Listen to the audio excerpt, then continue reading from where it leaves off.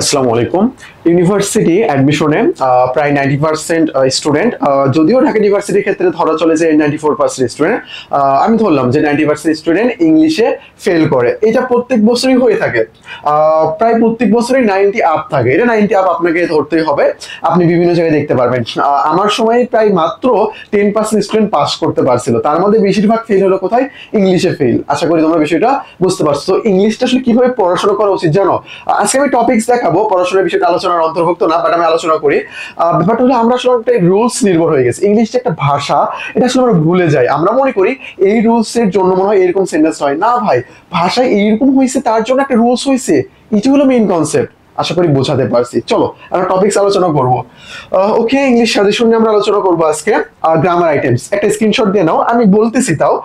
তোমার use of parts of speech, active passive, application of verb, তারপরে sentence structure, article, degree, phrase clause, তারপরে agreement, use of tense, passage, pin point error, gerund participle, এই যে concept গুলো আছে এটা তোমার ভালোভাবে পড়তে হবে। তুমি যদি এগুলো ভালোভাবে কমপ্লিট করো, ইনশাল্লাহ ইনশাল্লাহ তুমি ইজিলি ভালোভাবে কভার করতে পারবা। আশা করি বিষয়টা বুঝতে পারছো। ওকে, দেখা যাচ্ছে মেবি সবকিছু, তাই না? ওকে, ঠিক আছে না? একটা স্ক্রিনশট দিয়ে নাও, তাহলেই হয়ে যাবে এখানকার কনসেপ্ট গুলো। ওকে, দেন আমরা নেক্সট যদি দেখি, আমাদের উইলান অ্যাডমিশন কেয়ার একটা গ্রুপ রয়েছে। এই উইলান অ্যাডমিশন কেয়ার গ্রুপে আমাদের যারা স্টুডেন্ট রয়েছে, ব্যাচের স্টুডেন্ট, তারা কি করে? তাদের যে ইংলিশ নোট গুলো আছে এটা পোস্ট করে তারা ওখানে। তুমি এই পোস্টের পড়াগুলো পরে তুমি ইংরেজিটা কভার করতে পারবা। আশা করি বিষয়টা তোমাকে বোঝাতে পারছি। ওকে, আমরা নেক্সট দেখবো। নেক্সট আমাদের গ্রামার আইটেমস কিছু স্পেশাল আইটেমস রয়েছে। এই যে স্পেশাল আইটেমস যেগুলো রয়েছে এগুলো আমরা ভালোভাবে পড়ে নেব। স্পেশাল আইটেমস গুলো আমাদের জন্য মোস্ট ইম্পর্টেন্ট। স্পেশাল আইটেম গুলো আমরা ভালোভাবে দেখব।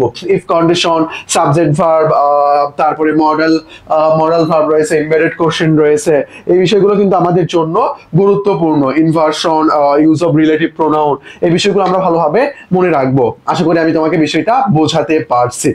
ওকে, দেন আমরা নেক্সটে যাই। আর পড়বো কিভাবে? পড়বো হইলো এমসিকিউ ব্যাখ্যা করার মাধ্যমে পড়বো। এটা এমসিকিউ ব্যাখ্যা করে করে পড়বো আমরা। আশা করি বিষয়টা বুঝতে পারছি। রুলস এর জন্য সেন্টেন্স না, সেন্টেন্স এরকম ভাষা ইউজ করা হয় দেখে এরকম।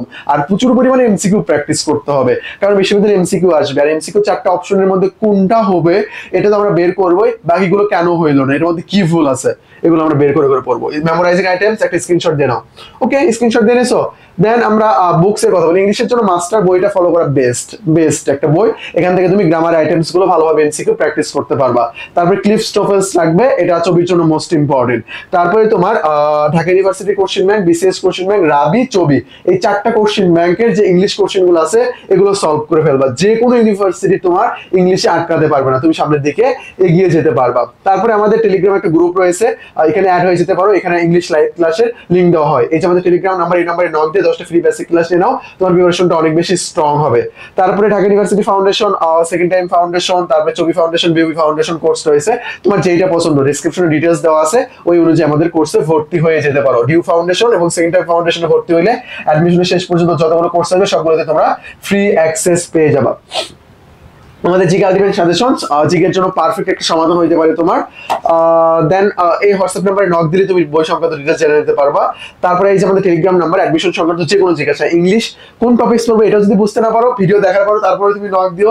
ইংলিশ এমসিকিউ সলভ করতে পারতেছো না, তারপরে তুমি নক দিও। তোমরা যে কোনো জায়গায় স্টুডেন্ট হও না কেন, আমরা সবাইকে সলভ করে দেবো ইনশাল্লাহ। আমাদের অনেক পরিমাণ লোকবল নিয়োগ করা আছে, তারা এটা সলভ করবে। আশা করি বিষয়টা বুঝতে পারছো। আজকে এই পর্যন্তই। আসসালামু আলাইকুম।